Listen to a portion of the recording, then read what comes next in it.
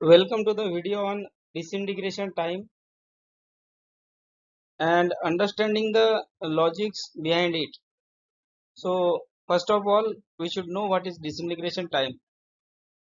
So, DT testing is done for the tablets, capsules, and the other various types of the oral solid formulations, including the soft gelatin capsules. And disintegration time has some time criteria in which or within which the tablet or capsule should get disintegrated, and in this video we are going to understand about the logic. What is the logic for that particular time, like 15 minutes or 30 minutes or some other time, as per the formulation type and formulation design. Disintegration time is generally 15 minutes for uncoated tablets or compressed tablet, you can say, which are required to be swallowed, and 30 minutes for the film coated tablets. So any reference for this limit, I think you should search the reference for 15 minutes time of disintegration and 30-minute time for disintegration of IR tablets and capsules sometimes. And why disintegration time is required as not more than 15 minutes or as not more than 30 minutes. So 15 minutes criteria is for uncoated tablets and 30-minute criteria is for the film coated tablets which are to be swallowed. Some different formulations like sublingual tablets, orodispersible tablet, or oral disintegrating tablets have different disintegration criteria, disintegration time criteria. You should search about the reference, and if you get the reference, you should uh, inform through the comments on this video, and I will be happy to see those references. Now, the DT time for uncoated tablet is often set at not more than 15 minutes or 30 minutes for the film coated tablets.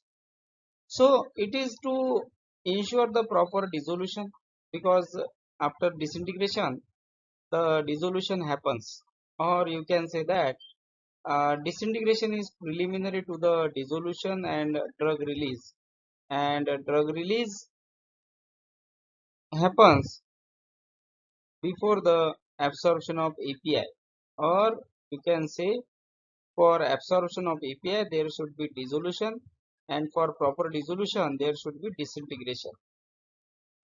If the tablet fails in DT, then it might be possible that it will fail in the dissolution testing. The Q point for dissolution is often 15 minutes or 30 minutes for the IR formulations. So it may be the possible reason. But if you think or if you study in depth, you will find that the DT test conditions are different and the dissolution test conditions are different. But still you can correlate these things. Disintegration testing is required to ensure the quick release of the drug substance, quick disintegration of the formulation. Linking of disintegration time to dissolution and then dissolution to absorption is there, and then absorption is linked to the onset of action. So this onset of action or absorption is linked with the therapeutic effectiveness. Also, disintegration time should be met with for the formulation to comply with the regulatory requirements and the regulatory standards.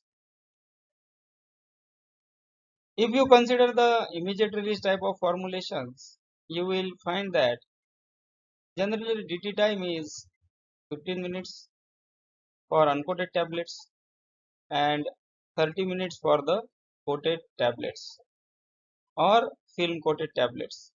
And there is different criteria for different design formulations like ODT, effervescent tablets, sublingual tablets, then coming to the delayed release type of tablets and soft gelatin capsules.